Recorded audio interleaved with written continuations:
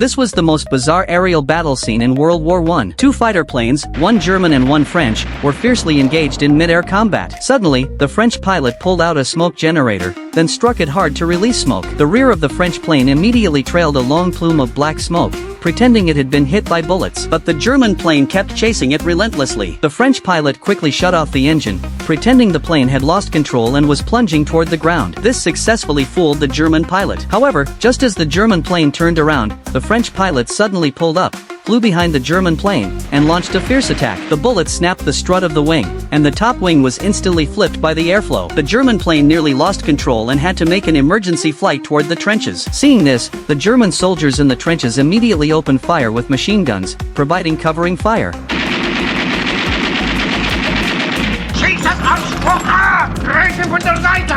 The French plane kept chasing and soon snapped another wing. Seeing the German plane spiraling out of control, the German pilot threw a fishing net backward, which entangled the French plane's propeller. The French plane instantly lost power. The French pilot had no choice but to make an emergency landing and, with superb flying skills, managed to land safely in the middle of the battlefield. Meanwhile, the German plane also made an emergency landing and crashed straight into the ground. Seeing this, the French pilot immediately grabbed a pen and drew a black cross on his plane to commemorate his 30th downed aircraft. This act angered the German pilot, who argued that his plane was intact, he had just failed to brake during landing.